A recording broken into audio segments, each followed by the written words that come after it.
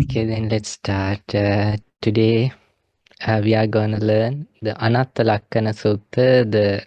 This sutta contains about the 5 aggregates of clingings and the 11 ways what we have to learn. And so I think you all can remember we learned it last week. If you can't if you feel like okay, I can remember anything, it's totally fine. We can just start as a new sutta, right? Okay, first let's pay our homage to the Buddha. Namo tassa bhagavato arahato samma sambuddhassa. My homage to the Blessed One, the Worthy One, the Supremely Enlightened One. Sadhu, sadhu, sadhu. Let's pay our respect to our teacher, Pinnath Lokaswamin Wahanse, by saying sadhu 3 times. Sadhu, sadhu, sadhu. Okay, today we are going to learn about ourselves. So we are going to learn about ourselves, and in the same times we are not going to achieve something by learning about ourselves, but let go ourselves. It's like by even living like this, we are going to kill ourselves. Kill the personality what we have framed, and we are going to make our understanding far broader than what we have right now. So this sutta is the Anattalakkhaṇasutta, a great sutta. It shows about the no authority over these 5 aggregates, which we thought as me or mine or myself. This is the sutta. After actually listening to this sutta, monk enlightened, actually first arahant became after listening to this sutta. Actually not 1, 5 arahants. If you can remember, the 5 ascetic monks, they first rejected Buddha, thinking that Buddha is not enlightened yet, but then they listened to Buddha. The first sutta, the Dhamma wheel, the motion of Dhamma wheel sutta, and in there the Kondanya, monk Kondanya attained the first stage of enlightenment, stream entrant, but the rest of the monks did not attain to any stage. But after that, Buddha was with them, teaching the teachings, and going arms round, and the rest of the monks with the Buddha, meditating and practicing meditation. So after some time, on a full moon day, we call Asala, that it's like August full moon day night, Buddha delivered this nice discourse. So this says about the 5 aggregates of clingings, so that we know that we used to break our life like mind and body in nowadays, but when Buddha was alive, when Buddha's time, we can find that this, instead of breaking our life to like mind and body to understand, it breaks body plus the mind breaks to 4 things based on the way, based on the like mind conditions, like, which means feelings, perceptions, volitional formation, and the consciousness. So with form, there are 5 aggregates. So in here onwards, let's try to remember from Pali term why it is important to learn this in with Pali term. When I say form, you may get different ideas. When I say form, you may feel like, is it something like maybe paper form or something. Sometimes you may get understand like different thing, but when we say the form in Buddhist teachings, which means basically we can say our body, but in like core teaching, which means that anything which made out of four elements, like four elements means earthly element, the water element, and air element, and fire element, apo tejo vayu, apo tejo vayu patavi. Yeah, then which what I mean, apo means water, tejo means air, the fire, apo tejo vayu means air, patavi means earth. Out of these four elements, in other words, materials and energy. So anything which made out of these four elements, we say form. So therefore, let's try to remember it. Rupa. Shall we say one time? Rupa. Yeah, Rupa. Rupa. And then the feelings. Again, when I say feelings, you may misunderstand. It's like when we say feeling, it's sometimes we get different ideas. So in here, feelings means I have told you that when we say feeling can break into like 2 or 3 or 6 or 18 or 108, 36 and 108. But mainly we learn only 3 feelings, which are pleasant feeling, unpleasant feeling, and neutral feeling. So maybe mental or physical, maybe with sensual pleasures or maybe not. So based on those things, the feeling can divide to 6, 18, 36 and 108. So basically those 3 feelings. So to feelings, we say one word, Vedana. What we call Vedana. Shall we say one time? Vedana. It's like Vedana.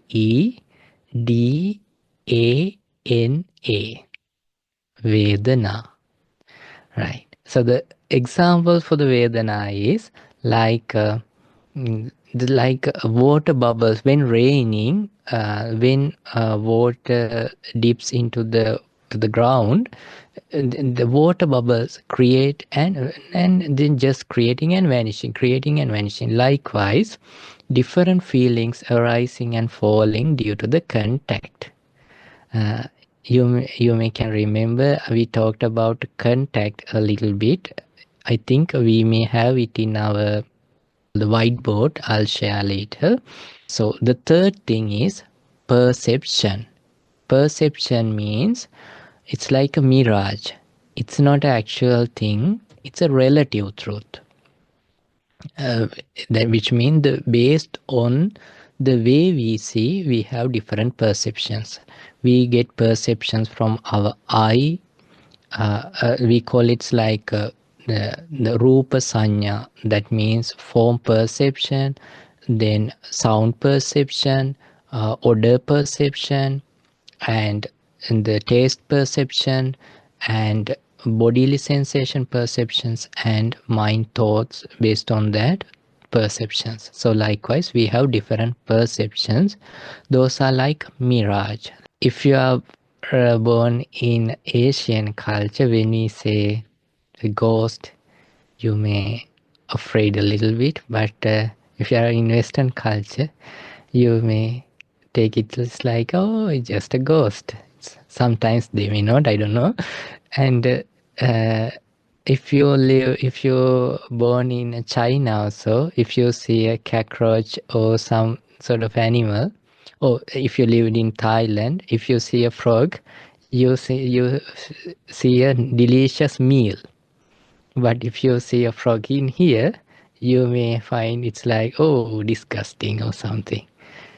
Different perceptions. And so based on, it's like a mirage. It's not an actual thing. It's relative truth based on contact. And then the fourth one, we call it sanya. You may find it difficult to pronounce. Sanya. give it a try. Like it's like SA double NA, Sanna. It's not like to the up N. We put like I don't know that there is like what that mark called? Anyone knows? It's called a squiggly line. Okay, that's then the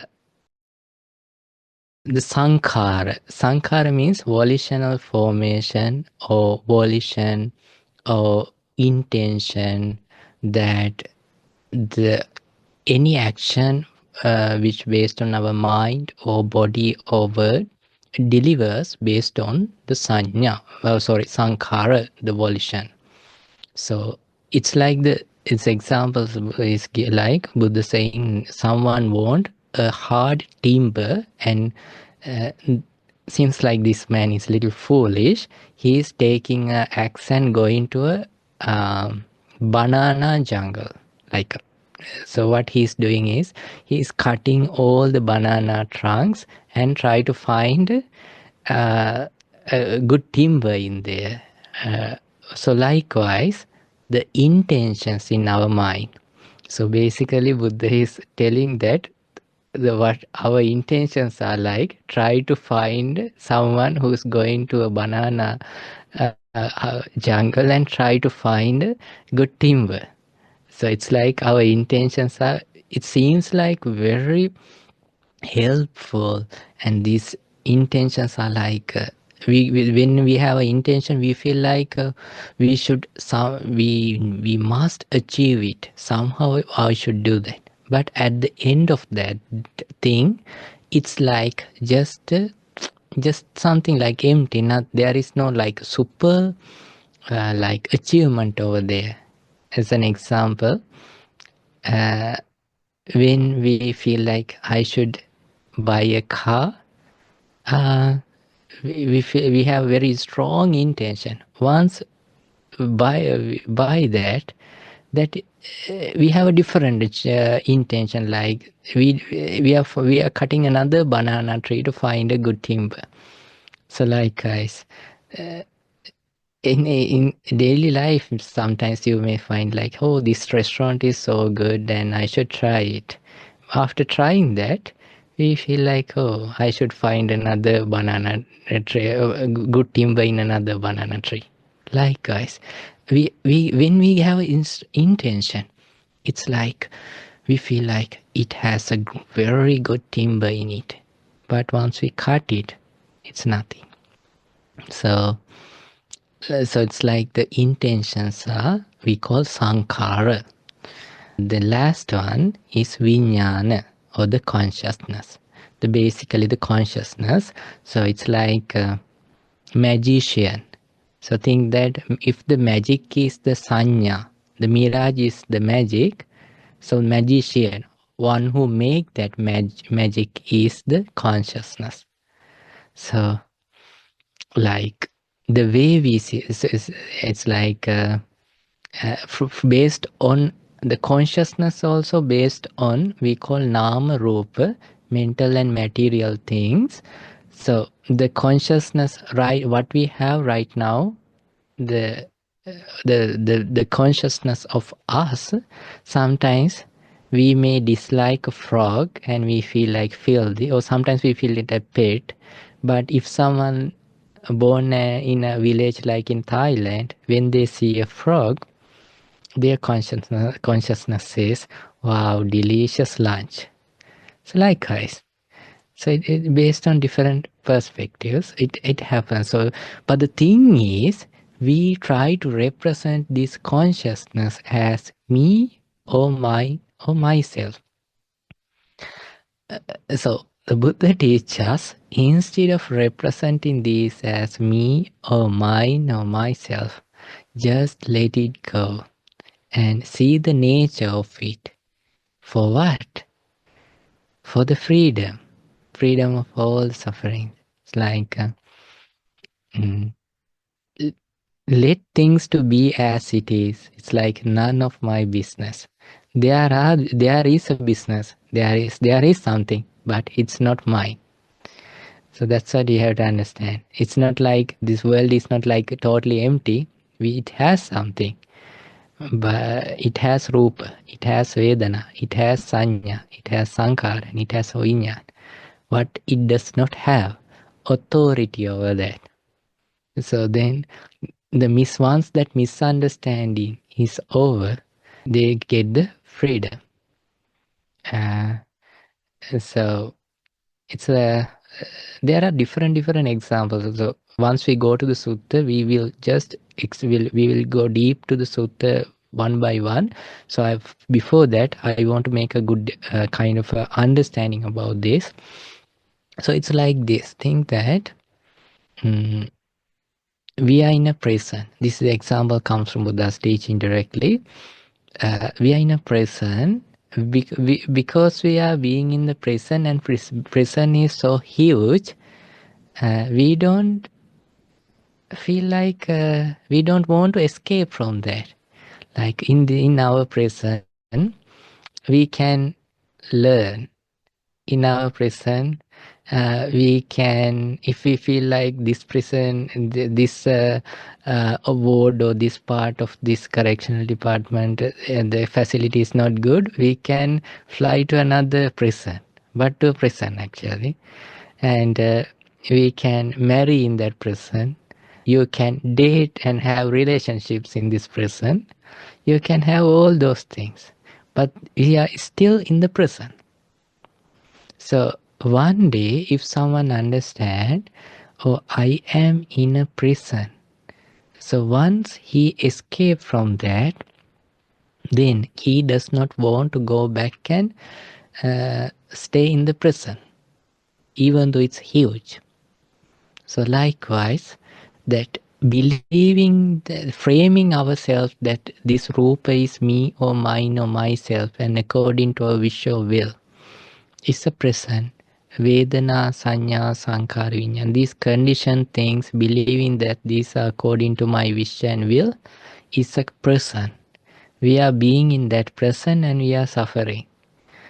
We can marry to someone, but we can't hold their feelings and emotions like 100% the way we want. We can find a good job, but we can't hold the whole job duties and everything, and the promotions and the monthly wage, everything according to our wish or will. So it's like taking these things as me or mine or myself is like a present. So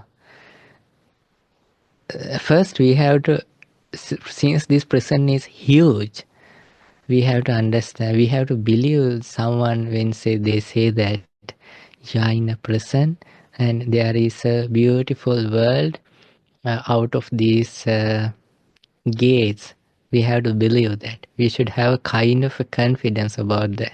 That's why Buddha is saying that you should have confidence on his understanding when we practice.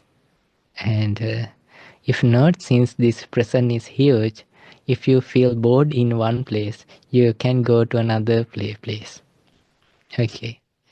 Now let's go to the sutta. So now let's be the 5 ascetic monks in our mind, and just let's listen to Buddha's Anattalakkhaṇasutta. So I found one soothing audio recording in the internet. So let's listen to the sutta, and then we can go through the sutta. So think that you are in like under the full moon in August, and it's also summer, I think, there, and you are sitting next to 5 ascetic monks and listening to that great sutta. Can you hear this? Yeah.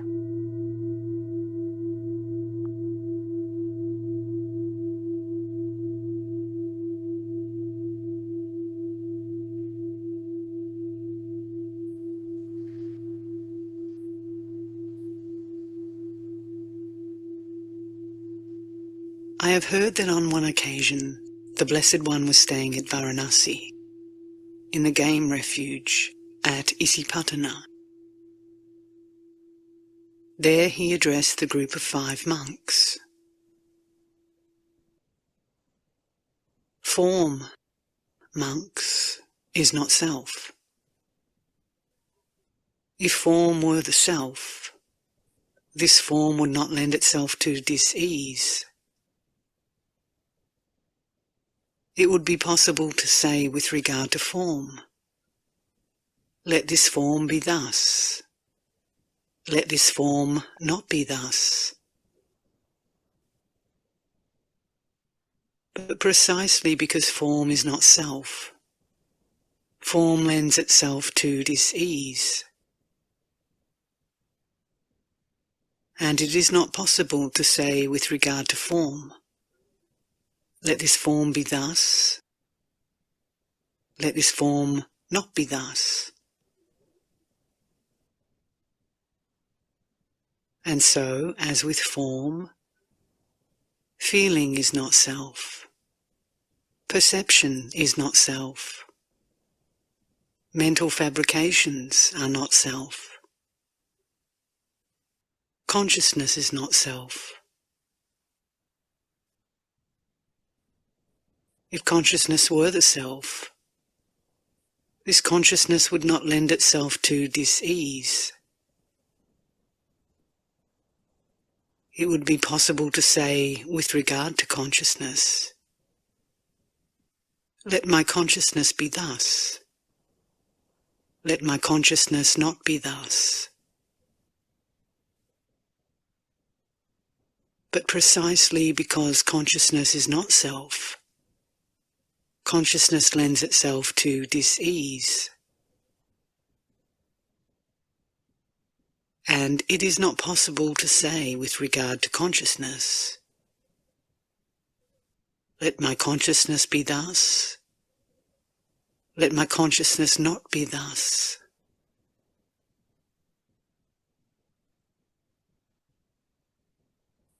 What do you think, monks? Is form constant or inconstant? Inconstant, Lord. And is that which is inconstant easeful or stressful? Stressful, Lord. And is it fitting to regard what is inconstant, stressful, subject to change as, this is mine, this is myself, this is what I am? No, Lord.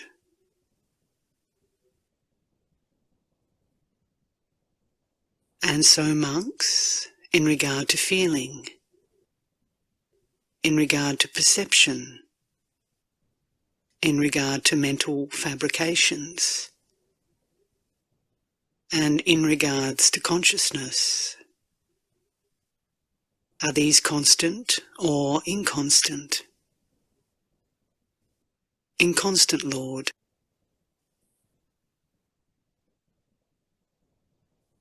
And is that which is inconstant easeful or stressful? Stressful, Lord. And is it fitting to regard what is inconstant, stressful, subject to change as, this is mine, this is myself, this is what I am? No, Lord. Thus, monks, any form whatsoever that is past, future, or present, internal or external, blatant or subtle, common or sublime, far or near, every form is to be seen as it actually is, with right discernment, as This is not mine. This is not myself. This is not what I am.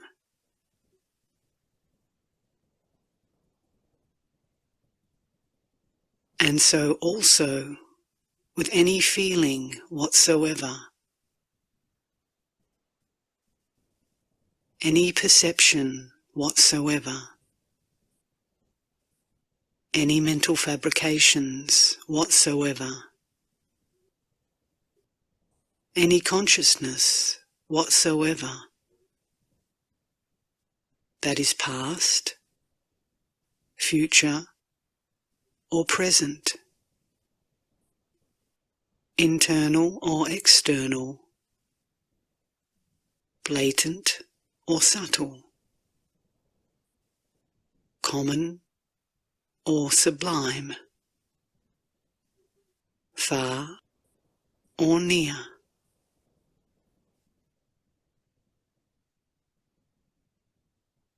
All of these are to be seen as they actually are, with right discernment, as this is not mine, this is not myself, this is not what I am.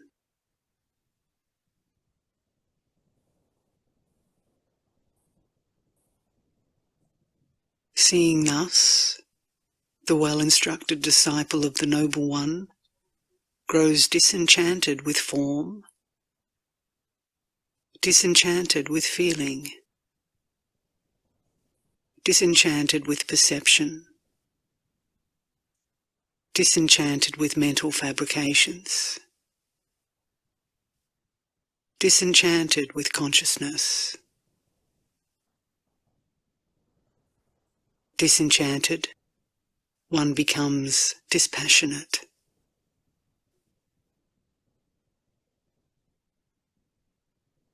Through dispassion, one is fully released. With full release, there is the knowledge, fully released.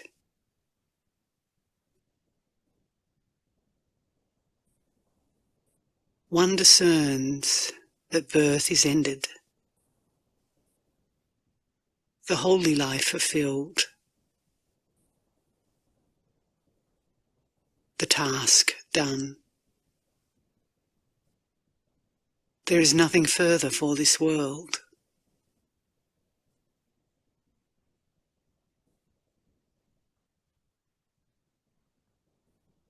That is what the Blessed One said. Gratified, the group of 5 monks delighted at his words. And while this explanation was being given, the hearts of the group of the 5 monks, through not clinging and not being sustained, were fully released from all taints.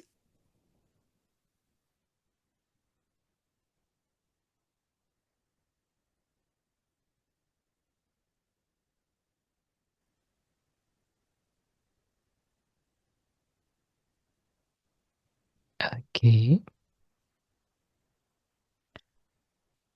So in this sutta, this amazing sutta, and here we can find that end goal achieved by detaching on 5 aggregates in 11 ways, or all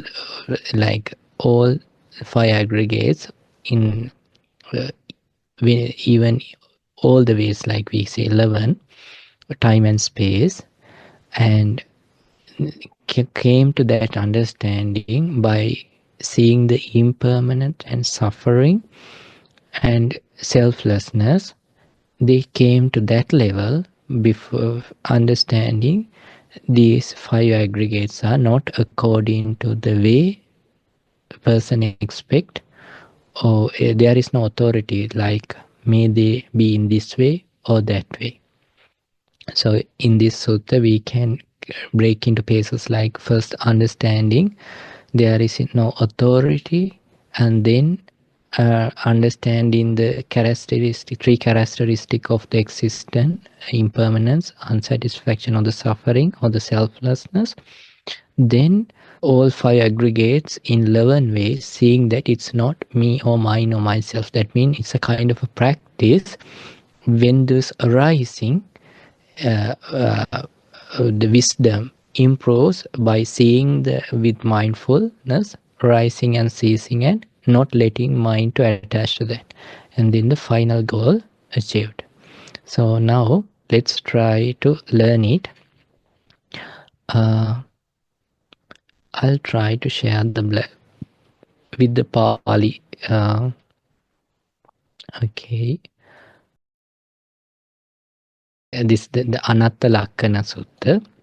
Anatta means the na atta. Atta means that like Atma. So Anatta means the opposite. It's like non-self. The characteristic of non-self discourse.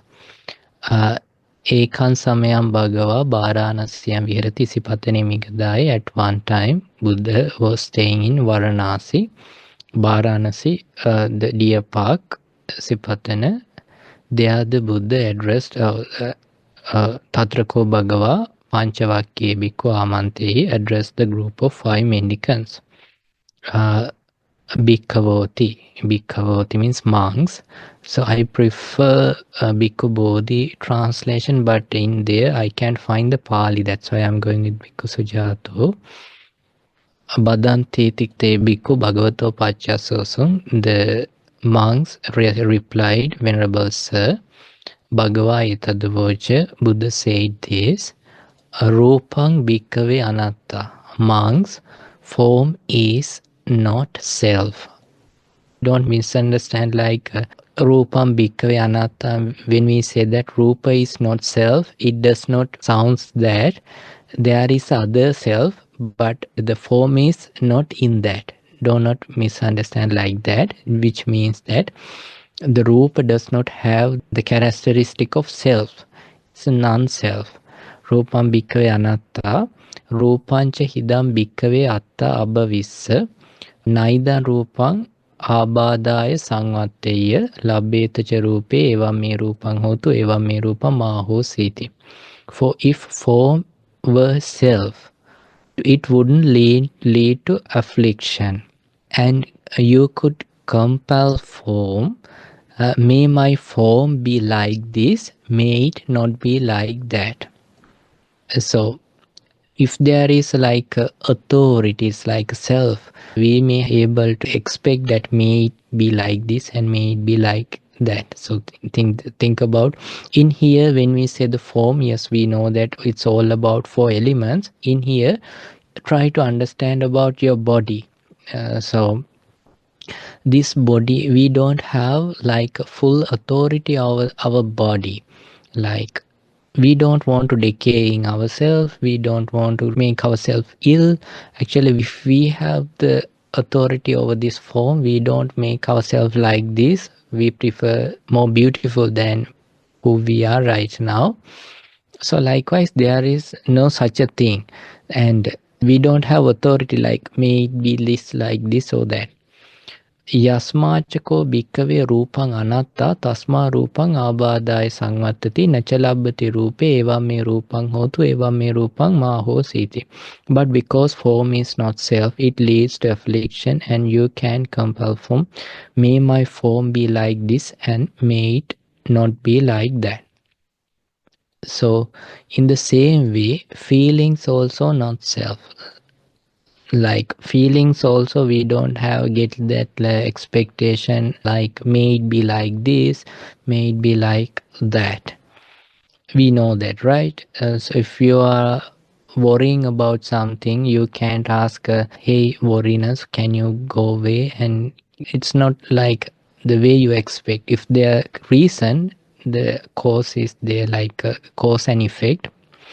Instead of that, we can make reasons to something to happen, but other than that, we don't have authority like may it be only like this or like that. When it comes to the sanya, perception also the same. It shows that not self characteristics, and in here choices means the sankhara means the volitional formation or volitional fabrication. It's also not the way we expect, so we don't have authority like may it be like this or like that. And then the consciousness also, it's not according to our expectation. So that is the first part.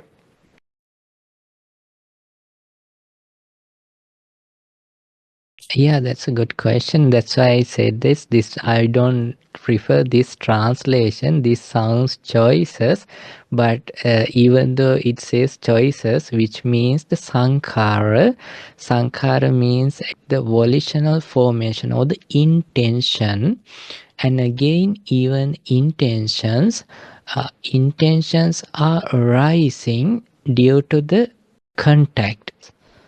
Intentions, as an example, think that there is a person who observed 5 precepts. He see a delicious cake in front of him and he feels like I should eat this, but it's not belong to him. And there is another one who does not observe 5 precepts and he does not feel like stealing something it's not something bad. So even though they both see the same cake and even though they both feel this is delicious, but one have like a break, like in their intention, even though one feel to eat in the same time because of his intention to protect 5 precepts, he feels like I shouldn't eat it, it's not belong to me unless someone give me. But to the other person, that intention arises, since there is no break, he may steal it. Those two happens based on the contact and the way their thought patterns created based on previous reasons. So, but the thing is that the one who steal that represent their thoughts as believing that this is mine, this is me, and the other person, one who observed 5 precepts, believe that this is my thought and this is me. But actually the thoughts, those intentions arises due to the contact. Contact mean in that case, I, what he sees in this cake plus consciousness. When those three are there, we call it contact. Based on contact, feelings arises, perceptions arises, and intentions arises because of contact there. But once contact fall down, those intentions won't be there. Think that even though we feel like we have authority or we have control over intention, it does not like that thing that the cake, the same cake, one wanted to eat and the other wanted to steal. The same time, they see another person, a third person comes and say that, oh, this is a delicious cake. Oh, let me check the batch number. When he's checking the batch number and he's saying that this batch number match the cake model, they asked to revoke or take back to the company because one ingredient contained a poisonous thing, so that if someone eat this, he will get into trouble. So therefore, this is something we shouldn't eat. So at that very moment, the one who observed precept and one did not observe precept and failed to steal it, even though they had a choice or willingness to intention to eat a moment ago, suddenly that willingness vanished. And even though they think that if someone try to give that cake by force, they will resist this, they will never try to eat it. By why? They feel that it's like a danger. So likewise, the intentions are changing due to the when contacts change.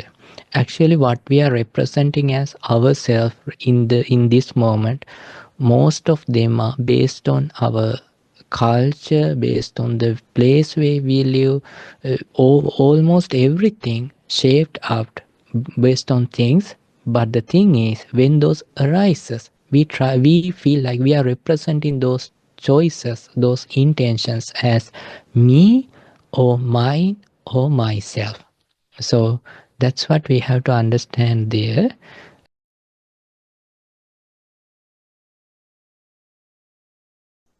Okay, so in here the Pali word is like Rupancha hidam bhikkhave atta abhavis. If there is a atta, if there is a self, naidan rupang abhadaya sangatati. There is naidan, that means it won't happen. Rupam means the form, abhadaya. Abhadaya means the kind of a troubles. There won't be any troubles. Sangvatteya. Labbeta cha rupe. That means we can expect from rupa, the form, evam me rupang hotu. May my form is be like this. Evam me rupang ma ahositi. And may not be like this form. That's what it sounds in the Pali words.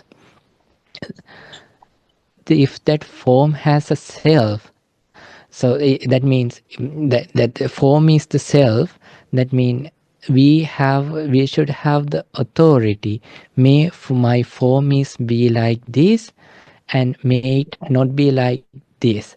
That describe what we call the abhada. Abhada means in here the affliction. So that means that if this form is a self, then it won't create troubles.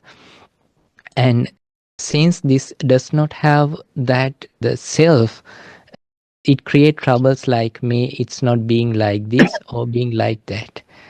So that's what it says. If there is a self, then it has authority to control. Since there is no self, there is no authority to control. That's what it says.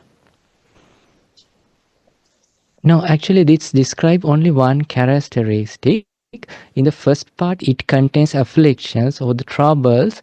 Why? It does not have self.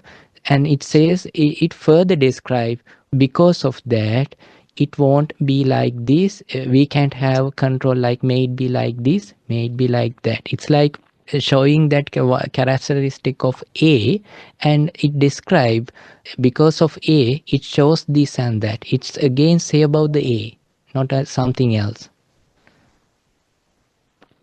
So now, okay, I think we can give a brief idea in here, and but I want to describe. There is like a huge thing to describe in the 11 the characteristics or the 11 conditions. It says how nibbana or how the end of suffering, but I'll give you kind of a brief idea. So then Buddha, once he taught about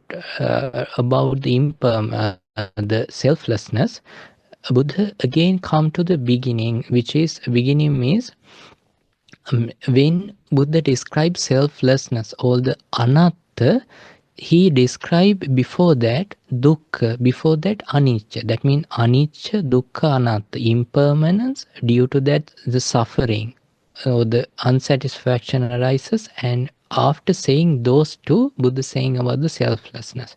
So then Buddha again, he first described about non-self, and then again he comes to the like basic model he is describing. He's saying, Thanking manyata bhikkave, what do you think, monks? Is form permanent or impermanent? Rupang niccang va aniccang vati. Impermanent bhante. The monk saying it's anicca. And yampana niccang dukkhang vatam sukhang vati. If it's impermanence, is it suffering or happiness? So if something subject to change, whether it's suffering or sukhang va dukkhang vati, then the monks say dukkhang bhante. So now in here, don't just let go, try to get the idea. So if something impermanent, is it real create suffering? As an example, you may have kind of a question like, okay, I'm sick now. Due to the impermanence, I'll feel better. How we can group it in the word called suffering? So therefore, try to understand about suffering. When we say the suffering, there are three things which we, when we say suffering, which is dukkha dukkhata, that means just suffering. If we ill, it's just a suffering. If we have any sort of unpleasant experience, it's just a suffering. There is another suffering, viparinama dukkhata. It's still suffering, but that suffering takes some time to show its suffering. Think that baby born to this world, so at that time, mom take it as a happiness. It's a kind of a happiness to her. But think that after 15 years, so now in here we are learning the reality of the life. So in here we are not like try to skip the reality, right? So like we have to learn the reality as reality, even though we don't expect that. Think that after 15 years, if that child died because of a cancer or some reason, at that moment we feel suffer. But when was the first day that suffer started? When the child was born. Yeah, when the child was born, or we can say like when the day their parents cling to that child. But it took some time to show its suffering. So that means suffering has another way, like it's just suffering also there. And it has viparinama dukkhata. That means suffering arises after some time when it changes. And there is the third suffering. It's sankhara dukkhata. That means every conditioned thing has the reality of suffering. Why? Condition means those are there due to the conditions. When conditions are falling, that creates suffering. So it's like the thing that we have mansions. Mansion is beautiful and everything good, but if the mansion is based on a foundation, but that foundation, if that foundation is a unstable one, whatever the things built on that are not lasting. So likewise, since everything is arising due to contact, when contact breaks up, everything fall apart. So likewise, due to the impermanence, there is a thing called suffering. So it's like, if take that prison example again, if we feel this prison is too bad, and then we can we can attend to another prison in another country, but that doesn't mean that we escaped. So but we are still in the prison. It's not the freedom. So likewise, if we have attachment or clinging to anything, it has that suffering thing called suffering. Things impermanent, due to impermanence, suffering arises. And then third one, yampana niccang dukkhaṃ viparinama dhamma. But if it's impermanent, actually I don't know why it sounds like but, there is no, if it's impermanent, suffering and viparinama dhamma, perishable, or turn into another thing. That's why viparinama means kallannutan samanipasudan. Is it fit to be regarded as etam mama, this is mine, eso hamasmi, me or mine, or then myself, eso me attati. So then the monk saying, no hetam bhante, no sir, it's not.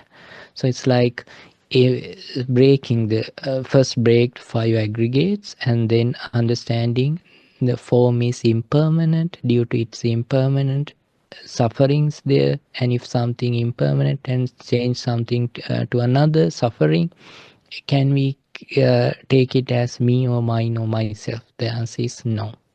So likewise, then form, feeling, perception, volitional formation, and the consciousness. Understand it's not me or mine or myself. Then the third part, young kid, okay, it's all the 11 things. I'll describe it in the later part, in the next class. So all these 5 aggregates in 11 ways, we see it's not me or mine or myself. So if you can practice this as a meditation, think that you are in a prison, like you are in a prison. We all have our own prisons, like in our prison maybe your family member does not accept what you are saying. They have different plan and you have a different plan. Your co-workers not good with you, they are not cooperative. Some have another person like, I have sickness, I have illness. Some may have another person like, oh, I can't understand this teaching, it's also a prison. So likewise, there may be different presence you have, but all those presence based on form, feeling, perception, and volitional formation and consciousness. If you can break your mind, your conditions, this is form, this is feeling, this is perception, and this is volition, and this is consciousness. When you see the impermanence and suffering and non-self there, just try to do it as a meditation. In return, you will suddenly feel the freedom of your own prison for a moment. Then you feel like, oh, I was searching an answer to a problem which created by my mind. So once you feel the freedom, you come to conclusion like this: in this world, we can find answers not by finding the right solution, because right solution again turn into another problem. Because all the problems what we have now, right now, uh, uh, in previous, we found those as answers. Like people buying a vehicle, thinking this is the solution, then finding it as a problem, suffering.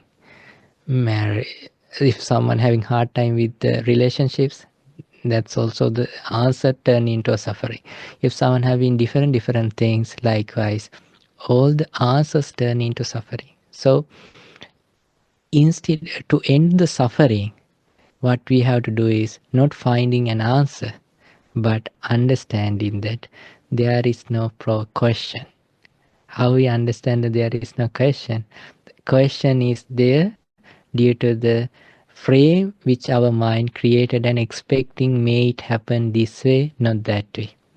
So once that frame eradicate, it's the reality, and the reality and what we are experiencing and what we are expecting is the same thing. When then there is no duality or separation, what's experiencing and uh, what's in our mind. So it's the end of suffering. So when we practice this and when we feel the freedom, until then you may feel like this is the most difficult thing in my life, this is the most hard part of my life. But believe, you don't only believe me actually, so you will understand that once you practice and you eradicate this problem won't be it will be just an incident. So all the sufferings will turn into incidents. Because if you can remember, when we were kids, when we were children, there were times like we felt like it's the end of the world when we couldn't do the homeworks and teachers are about to punish. But when some now if some of our children or someone say that I can't go to school, I couldn't do the homework, we just, hey, don't take it serious, nothing will happen, we say like that. But when we being there in that age, we feel like this is the end of the world. So like guys, what we are feeling like end of the world is not the end of the world, it's just an incident. Why it feels like end of the world? We have a different frame. That frame does not fit with the exact reality what we are experiencing right now. So let's try to do this, and let's try to practice this meditation even in Sunday evening classes also. Since there are some participants coming to Sunday evening, then since you at least some couple of people knows, then we can practice it as a meditation. Then you will say that, oh Bante, you kept teaching loving kindness a year or so, why didn't you touch these teachings? And you will say, you are so naughty, why didn't you teach these core teachings of the Buddha? Actually, I want to teach, but in the same time, I don't want to feel you. It's rocket science. Okay. Okay, so then the next class we will learn the 11 ways, and then third class we will learn the meditation. Then we can do it. Let's wind up the program. Let's say sadhu, sadhu, sadhu, sadhu. Today we learned a very beautiful sutta, Anattalakkhaṇasutta, and we accumulated many merits. Let's share all these merits with all the divinely powers and all your past relatives who may expect your merits. And let's share all these merits with our teacher, Anattalakkhaṇasutta, and all the monastic monks. And let's share all these merits with all the participants and all the volunteers who are volunteering and all the devotees. May you all be well, may you all be happy, may your all good wishes come true, and may you all able to experience the bliss, bliss of happiness, and realize the Four Noble Truths in this Gautama Buddha's dispensation. Sadhu, sadhu, sadhu. Many Mary Bhante for sharing a beautiful sutta. We would like to share merit with Bhante and as well ask for forgiveness. Dhamma friends, you can join with me. Okasa Wandami Bhante. So cute.